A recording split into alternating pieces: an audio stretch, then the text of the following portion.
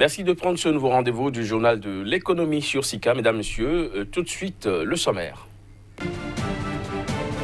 Le Libéria connaît une pénurie d'essence depuis plusieurs jours en cause des erreurs dans les calculs de réserve d'essence et l'encombrement des bassins du port où les plus gros navires ne parviennent plus à accoster.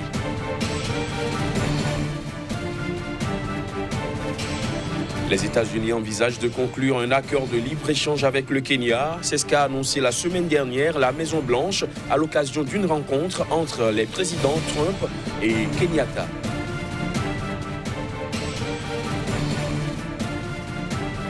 Et puis des centaines d'hommes d'affaires et dirigeants américains et africains se sont réunis à Tunis dans le cadre d'une conférence qui vise à développer les liens commerciaux et les investissements mutuels entre les États-Unis et l'Afrique.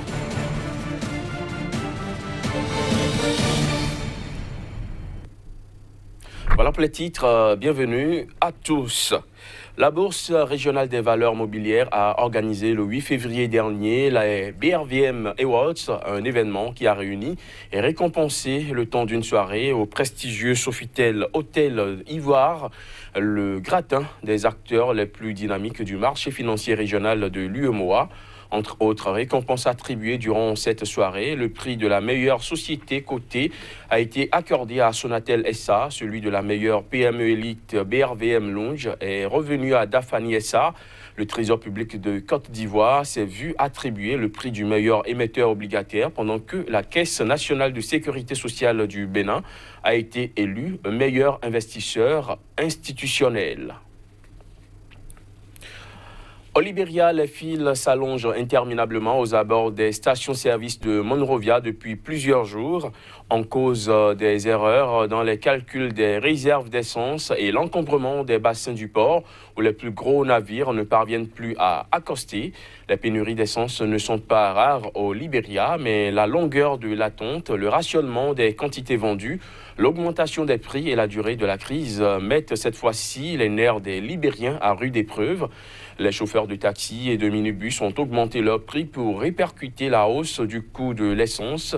Une mauvaise nouvelle dans un pays déjà frappé par une inflation d'environ 30% par an. Je vous propose à présent un extrait de quelques réactions concernant cette situation de pénurie au Libéria. Au début, l'essence était facile à obtenir. Depuis hier, je suis arrivé ici à 5 heures et je suis reparti d'ici à 10 heures sans avoir d'essence et je suis encore là ce matin pour faire le plein d'essence. L'une des principales raisons de la pénurie de gaz sur le marché est que les navires qui peuvent apporter l'essence ne peuvent pas accoster au port. Le port est actuellement en cours de dragage et nous espérons que la situation pourra être réglée le plus rapidement possible et que les gros navires pourront commencer à y entrer. Une fois que ce sera fait, nous espérons pouvoir revenir à la normale. The dredge is on and then in 3 weeks' time, our port will be ready. Le dragage est en cours et dans 3 semaines, notre port sera prêt et même mieux qu'avant. Et les navires en escale auront les moyens d'entrer à tout moment. Avant de commencer le dragage, nous avons informé les compagnies et les agences maritimes du type de navire à amarrer dans notre port, ceux de 10 mètres et moins. Cela signifie que si vous voulez importer des marchandises au Libéria, vous ne pouvez pas faire entrer des marchandises dans le pays dans un navire de plus de 10,1 mètres. Il envisage de conclure un accord de libre-échange avec le Kenya. C'est ce qu'a annoncé la semaine dernière la Maison-Blanche dans un communiqué qu'elle a rendu public. C'était à l'occasion d'une rencontre entre le président Donald Trump et son homologue kenyan Uhuru Kenyatta. Voici les images. Donald Trump a accueilli le 6 février dernier le président kenyan Uhuru Kenyatta à la Maison-Blanche. Répondant à la question si les deux chefs d'État vont signer un accord commercial, le président Trump avait répondu probablement, tandis que le président Kenyatta a indiqué qu'il allait commencer à examiner cela. Mais dans un communiqué publié dans le cadre de cette rencontre, la Maison-Blanche a annoncé que les États-Unis envisagent de conclure un accord de libre-échange avec le Kenya. L'accord, qui pourrait devenir le premier du genre à être conclu avec un pays d'Afrique subsaharienne, vise à doper les échanges commerciaux entre les deux parties. D'après les statistiques, les échanges entre le Kenya et les États-Unis ont atteint 1,17 milliard de dollars en 2018, ce qui fait de Nairobi le 11e partenaire commercial de Washington sur le continent et le 6e en Afrique subsaharienne. Avec la mise en œuvre de l'AGOA, le Kenya exporte déjà de nombreux produits exemptés de droits de douane sur le marché américain, alors que la zone de libre-échange continentale africaine a été récemment lancée. L'administration américaine envisage d'élargir sa coopération avec des pays du continent pour profiter d'un énorme marché de 1,3 milliard de personnes. Pour l'heure, le Maroc est le seul pays africain avec lequel les États-Unis ont conclu un accord de libre-échange. Plusieurs centaines d'hommes d'affaires et dirigeants américains et africains se sont réunis à Tunis dans le cadre d'une conférence qui vise à développer les liens commerciaux et les investissements mutuels entre les États-Unis et l'Afrique. Cette rencontre vient une fois encore mettre un accent sur l'intérêt sans cesse croissant que porte Washington pour le vaste marché africain. Reportage. Une conférence visant à développer les liens commerciaux et les investissements entre les États-Unis et le continent africain s'est tenue le 6 février dernier à Tunis. Il s'agit de la principale rencontre d'une série d'événements lancés en 2019 dans le cadre du projet Prosper Africa, par lequel Washington cherche à renforcer la présence économique américaine sur un continent en pleine croissance. Donc, dans 2018, il y a eu plus de 62 milliards de dollars d'échanges entre l'Afrique et aux États-Unis. Oui. Donc, les États-Unis ont un commitment de plus de 50 millions de dollars pour commencer le projet, l'initiative de Prosper Africa. Mais ça paraît que ce n'est pas beaucoup d'argent, mais ça c'est une clé pour ouvrir la porte opportunité et la possibilité de beaucoup plus d'échanges entre l'Afrique et les États-Unis.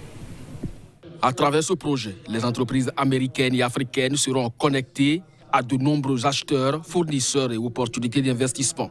La conférence a réuni 450 sociétés, dont 50 américaines, des multinationales comme Microsoft, Halliburton et General Electric, mais aussi des banques, des start-up et des entreprises implantées de longue date dans plusieurs pays africains. Outre les rencontres directes entre dirigeants de sociétés, des tables rondes ont été organisées dans le secteur de l'innovation, de la production et distribution d'électricité, de l'agroalimentaire et de la santé. Aujourd'hui, je suis en train de rechercher dans le secteur des mines. Donc, parce que nous, on a des possibilités dans les pays où on est d'accéder à des permis dans la recherche des mines, que ce soit dans tout genre de mines confondues. Et donc, nous sommes dans le terrassement. Donc, vous savez, les mines, c'est le terrassement, mais il nous manque le savoir-faire pour avancer. Le projet Prosper Africa a été annoncé fin 2018 par l'administration Trump, qui l'a présenté comme une façon de répondre à la concurrence prédatrice des puissances russes et chinoises en Afrique.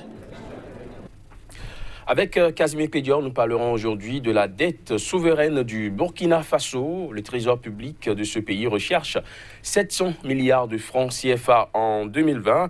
Quelles sont ses chances de réussir? Élément de réponse juste après ceci.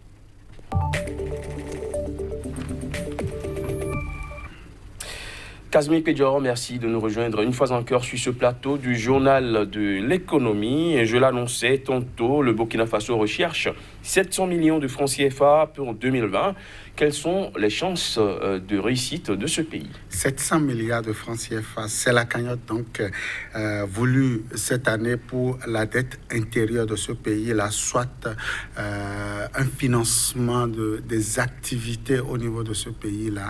Quelles sont les chances du Burkina Faso de réussir donc sa présence sur le marché domestique? Les autorités sont allées défendre donc cette intention avec le groupe de l'agence UEMOA titre basée à Dakar, cette agence donc qui s'occupe du financement des budgets donc, des 8 États donc, de l'UEMOA, de l'Union économique et monétaire ouest-africaine.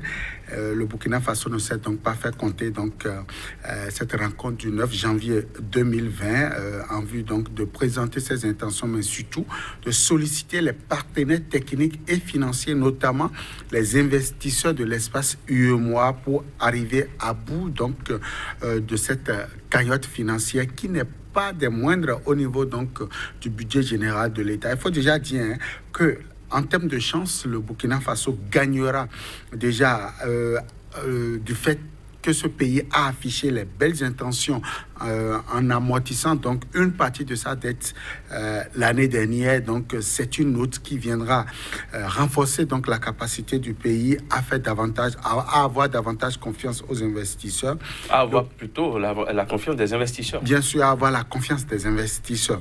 Au-delà de ça, le Burkina Faso aujourd'hui, c'est un pays où ça se vend beaucoup, enfin qui vend beaucoup donc de matières, notamment les matières du sous-sol, l'or, pourquoi pas, et aussi d'autres minéraux qui aujourd'hui font de ce pays un des partenaires donc, de la vente sur le marché international. Au-delà de ça, le Burkina Faso travaille aussi sur quelques produits agricoles, notamment le produit de rente qu'est l'or blanc, le coton, et aussi les produits vivriers en direction de certains pays. Donc tout ceci fait que le Burkina Faso a beaucoup plus de chances à aller vers donc, l'investissement au niveau de la sous-région ouest-africaine, parce qu'il y a beaucoup de réserves au niveau de la BCEAO, il y a beaucoup de réserves aussi au niveau de Paris qui pourront donc être des garanties au niveau donc, de l'agence UEMOA, pourquoi pas, pour que véritablement ces partenaires puissent débloquer leur chéquier pour venir à bout de ces 700 milliards de francs CFA de la dette intérieure. Alors, dites-nous, Casimir Pédio, à quoi serviront ces fonds, ces 700 milliards de francs CFA pour le Burkina Faso ? Merci Crépi, il faut déjà dire que les efforts de paix, les efforts donc de sécurité interne aujourd'hui représentent beaucoup pour le pays. Garantir la sécurité des personnes et des biens est un enjeu majeur. Donc le Burkina Faso va investir pour la question de la sécurité. Vous n'êtes pas sans savoir que pour cette année, le Burkina Faso veut miser beaucoup plus sur la question donc de lutte contre les terroristes au niveau de ce pays. Au-delà de ça, la question des infrastructures, la vétusté des infrastructures sonne aujourd'hui comme un défi majeur au niveau de ce pays, donc il y aura beaucoup d'investissements. L'autre chose aussi que le Burkina Faso compte relever en termes de défis, c'est l'accès à l'électricité pour pouvoir donc renforcer la capacité des PME et des PMI, surtout des industries locales du moins, en termes donc de capacité de production, tout ceci pour permettre donc au pays de pouvoir donc faire de la plus-value donc à sa production locale. Et au-delà de ça, le Burkina Faso compte également apporter un plus au volet social, c'est-à-dire les infrastructures scolaires, les infrastructures d'éducation et aussi la question donc de la santé au niveau des populations pour pouvoir garantir donc un pays en paix mais aussi en bonne santé. Alors très rapidement, en quelques secondes, est-ce qu'avec ces 700 milliards de francs CFA, le pays ne court pas un risque de dette excessive? Oui, c'est vrai, 700 milliards de francs CFA par rapport déjà à la cagnotte qui est là, surtout que le Burkina Faso ira avec un BAT de 335 et un OAT de 365. On court inexorablement vers les 110% retenus par la communauté. Mais je l'ai dit tantôt, le Burkina Faso est en train de travailler sur certains indicateurs. Surtout, les perspectives sont aujourd'hui heureuses pour l'or. Donc, le Burkina Faso a les garanties certainement pour aller vers ces 700 milliards. Merci Casimir Pédio d'être passé avec toutes ces explications. Je rappelle que vous êtes le directeur de publication du quotidien béninois d'information économique, Nouvelle Économie qui paraît à Cotonou au Bénin. On se retrouve très bientôt pour d'autres numéros. Toujours avec le même plaisir. Mesdames, Messieurs, ce sera tout pour ce numéro du Journal de l'économie. Merci de l'avoir suivi.